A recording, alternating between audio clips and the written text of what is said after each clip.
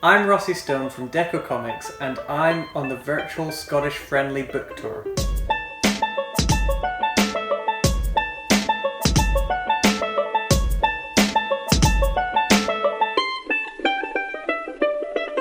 I would like to tell you a story.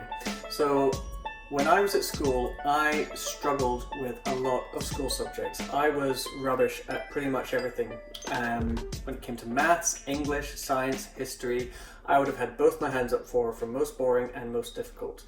I was good at art, I was good at creative writing, and I was good at drama. I was good at all the things where I could use my imagination more and there was less of a right and wrong answer. But when it came to most of those other subjects, I was falling behind. I was finding it hard to pay attention in class. I was always getting low grades and always last to finish my writing. It was just really difficult, and because I found it all difficult, I found it boring, and I associated schoolwork with just boredom and negativity because that seemed to be the experience I was having all the time. I just wasn't having a good time. And this kept on going throughout primary school. And what I found difficult was, just to explain it a bit more, was I found it difficult to use words. I found it difficult to absorb information from words and learn from words. Don't get me wrong, I could read. I knew what words meant and all that stuff, but I would so often get to the end of a sentence and realize, I don't know what I've just read. I understand the words, but the information hasn't gone in yet. I have to read this again. And sometimes it would be even harder the second time than it was the first time. It was the same with listening in class. I'd be trying to pay attention to the teacher and follow what she was saying while also understanding what she was talking about. It just felt really hard. I would fade off into daydreams and then snap out of it, then try and catch up with what she was talking about now while also trying to remember what she was talking about before I phased out. The game was a bogey. And it wasn't until I got into secondary school, I was about 12 years old at the time, I got diagnosed with dyslexia. And this was actually a huge weight off my shoulders. I felt, that's what's happening. It turned out that my dyslexia was quite a mild form compared to some. The words weren't jumping around for me or anything, but I had a difficulty with processing information. Reading it was one thing, absorbing it and understanding it was another. It could sometimes take me an hour to read 2 pages of a book, if that, and that was all down to this processing difficulty with my dyslexia. So I got extra time in exams with secondary school. I had a very supportive secondary school. I got some support. I got taught how to use mind maps and the highlighting technique, all these things. None of it really helped. It was all appreciated, but it didn't help me personally. I know it works for some people, but my mind maps personally became a mind mess. I really wasn't using them in the right way and wasn't taught the right way to use them. My highlighting technique, most of the page would end up being highlighted, because when processing information is part of the difficulty, how am I supposed to find the key points in the first place? That's what I was thinking to myself. And the extra time in exams was great, but I was still not finishing in time and I was still getting bad grades. And because it wasn't just taking me a long time to read it, it was also taking me a long time to understand the questions and understand what the questions were asking me to do. And I was misunderstanding them all the time. The processing difficulty affected a lot more than just speed.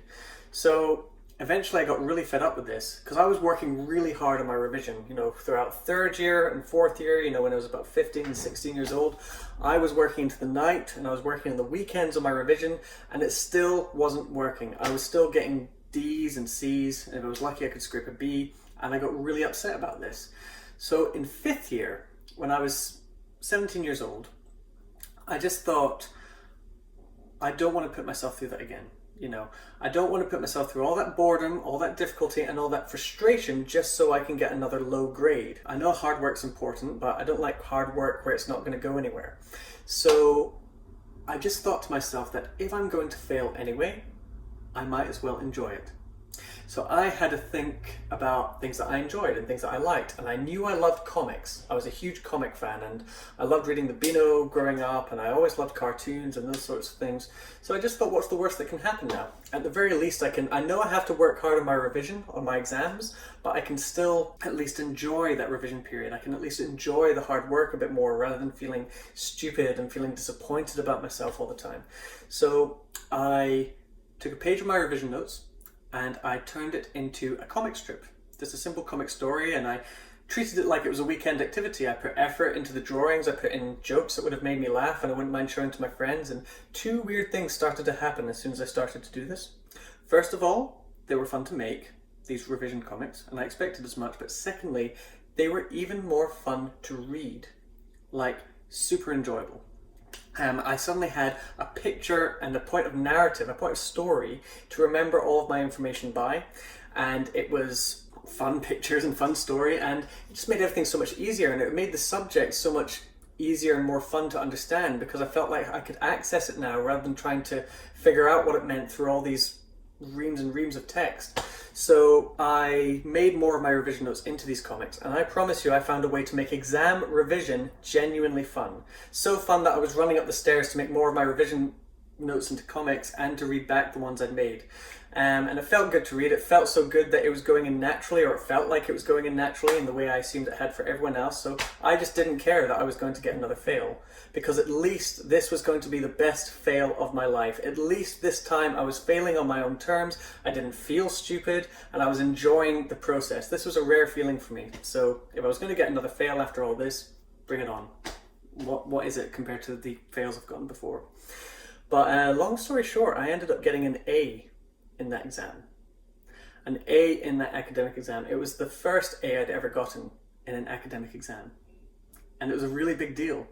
It was an A on par, if not better, than a lot of the high flyers in my class who I thought were always going to get better grades than me and were always going to be smarter than me. And all I had done was that I had learned the same exam information, and I didn't turn my exam into a comic, but when it came to the revision and learning the information, I'd revised in a way that made better sense to me, that used pictures and story and things that I gelled with and I liked and I was passionate about and I was good at, you know, rather than trying really hard to fit myself into this way of learning that just was not working for me. And I was kicking myself, because if I'd have figured that out sooner, it could have saved me from a lot of grief. If I can give any advice to anyone watching this video, it is think about what you like. Think about what you enjoy. Think about what you're good at. Are you good at football, music, singing? Do you have a certain hobby that you really like? Do you have a certain passion about animals or history? Whatever it is, can you use that to make something that you find difficult into something a lot easier? I did it with comics and story and pictures, and it is totally possible for you to do it too.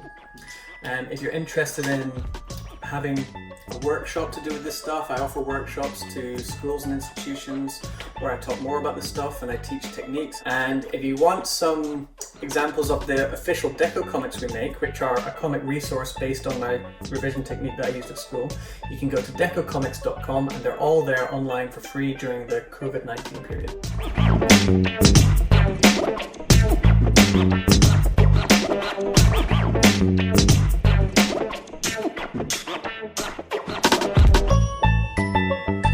I am going to give you a quick video of some fun and easy techniques to use drawing to help you with your times tables. I'm just going to start with one that I use in a lot of my workshops. It's very, very simple.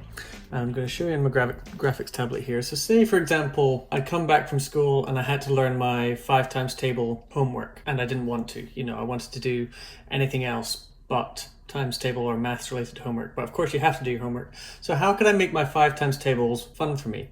Well, I know that I love drawing, and I love drawing pictures, and I've always loved cartoons. And so the first thing I would probably draw to make my 5 times table homework fun would be to draw a cartoon face.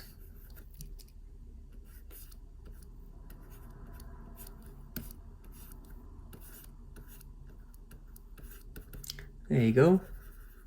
Now, this is a very simple example. If I was doing this for myself, I'd probably spend a lot more time and energy on it. But already that's something that I like looking at. That gives me pleasure to look at that. It's when you have a poster up on your wall, it's not because you can draw that poster. For example, you might have a Marvel poster on your wall. It's not because you can draw Marvel, it's because it reminds you of something you like. So I like to look at that. It's not an effort.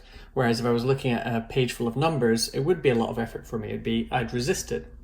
But every time I looked at this picture now, I was going to be learning my 5 times table at the same time. Well, there's lots of ways you can do it, but here is a very simple way.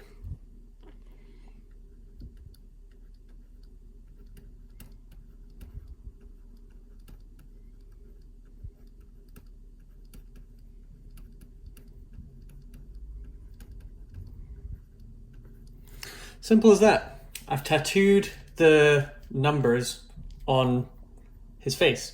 And now I've got a picture that I really like looking at, and I'm happy to hang that up on my wall, but I'm also going to be learning the very thing that I was resisting beforehand.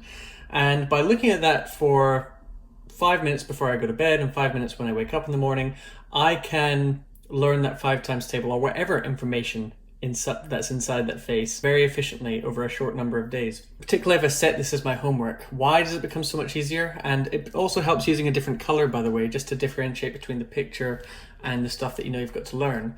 But it's so effective learning this way just because the picture breaks down all the resistance. You're looking at it for the picture first, and because you like the picture, you like to get in closer and look at all the details. So if you love drawing, this is a really good and easy technique. But if you're not into drawing, if you don't like drawing, then you can basically print out a poster.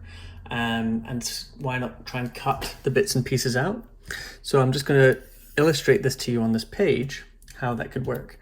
You could get yourself a poster, print it out.